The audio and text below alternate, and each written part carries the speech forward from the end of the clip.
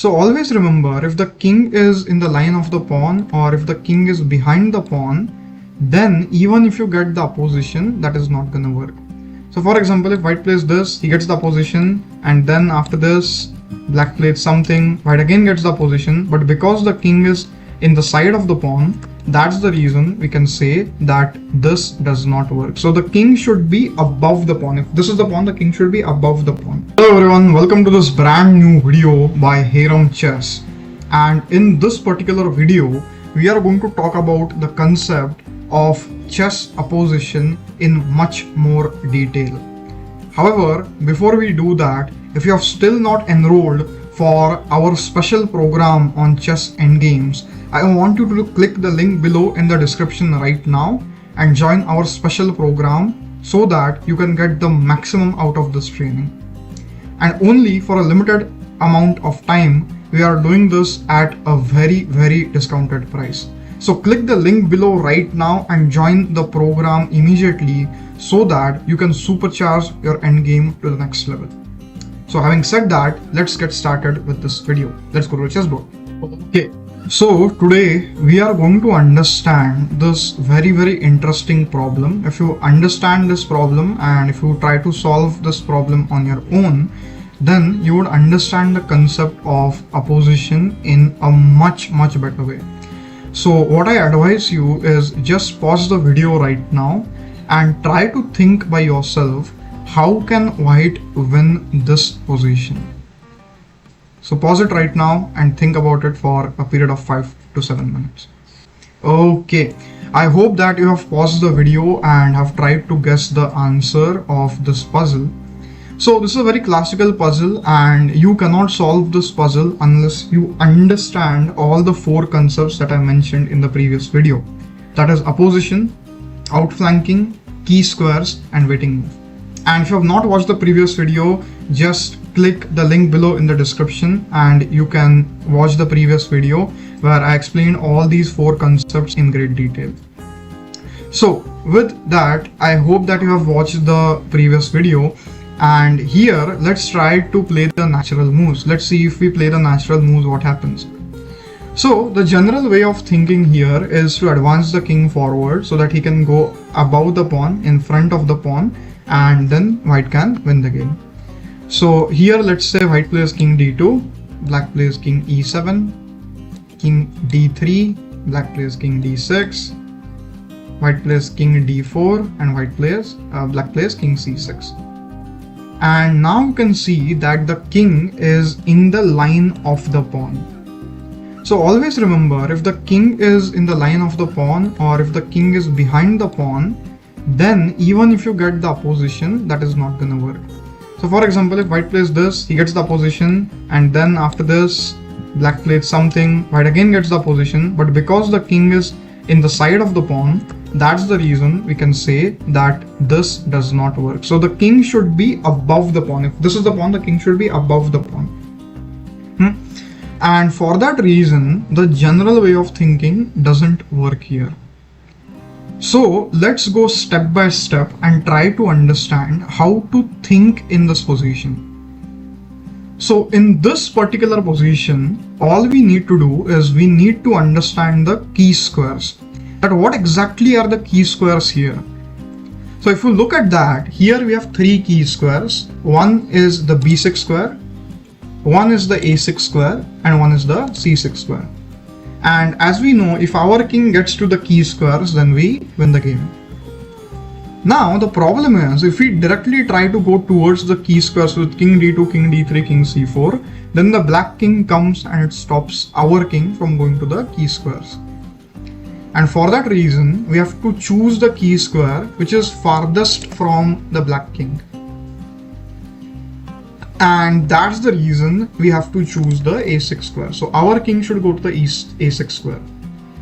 However, now how to reach the a6 square is another issue. And for that reason, we have to use a concept. So please listen to this carefully. This is extremely important. And the name of this concept is the king is diagonally strong. The king is diagonally strong. So in the end game, the king is diagonally strong. The king moves very quickly in diagonals.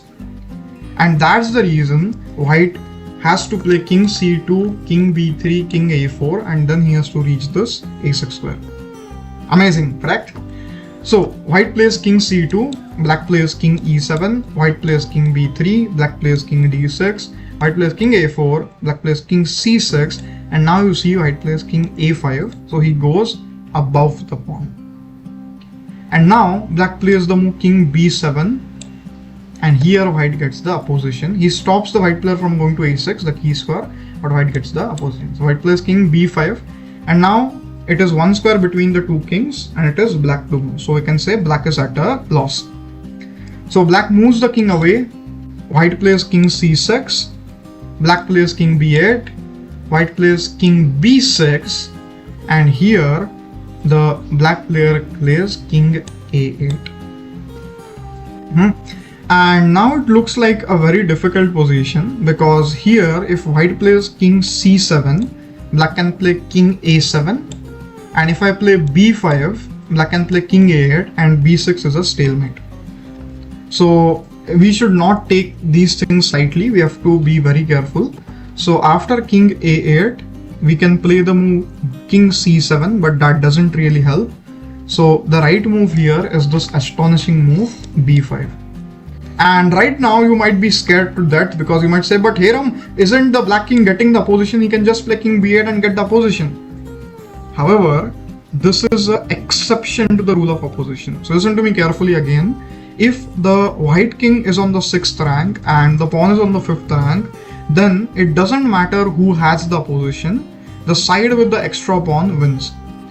So similarly, if black king is on the 3rd rank and black pawn is on the 4th rank, it doesn't matter who has the opposition. The side with the extra pawn, that is the black side, wins. So here in this particular position, white can simply play king a6, king goes to b8, king goes to a8, I can play b6, he goes here and I can play b7. Okay, and after that I can just make a queen. So this is extremely important, because once you understand this rule, then it becomes easier for you to win any game, because now you know opposition and you also know the exception to the rule of opposition. Okay, very simple. So that is a very interesting puzzle. Now I want to explain another important concept. So once I explain that important concept, I could confidently say that we have covered the entire concept of opposition in just 3 videos. So let's go to the concept.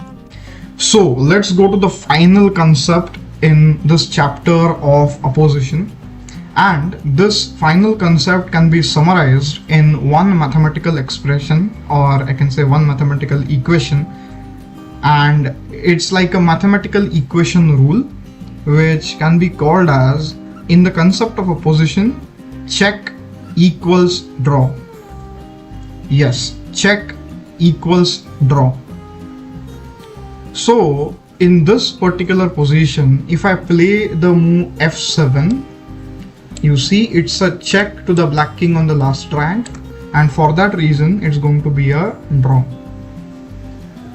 Okay, so when white plays the move f7 check, then it's a draw. King f8, king f6 is a stalemate, and here if white plays something else, black will just chop off the pawn. So for that reason, whenever the side with the extra pawn gives a check to the king on the last rank, it's going to be a draw. And whenever the side with the extra pawn does not give a check to the opponent king on the last rank, then the side with the extra pawn wins the game.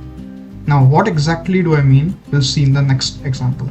Okay, so this looks like a very similar position to the previous position. However, because the king has shifted to the f8 square from the e8 square, now there is a huge difference. And here in this position it is white to play.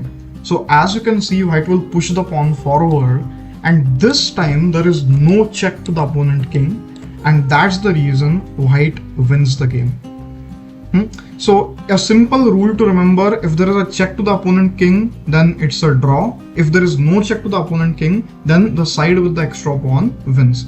So here after f7, the black king will play king g7, white will go king e7, black will play king g6, and then white will make a queen and white will win the game. Okay, So this is the important concept that you need to remember, and with that we have covered the entire concept of opposition in just 3 videos. So with that we end this amazing series of opposition. We have covered a lot of king and pawn endgames in the concept of opposition, outflanking, key squares and waiting move, and I want to know your comments in the chat telling me about how you found this series of the king and pawn endgames.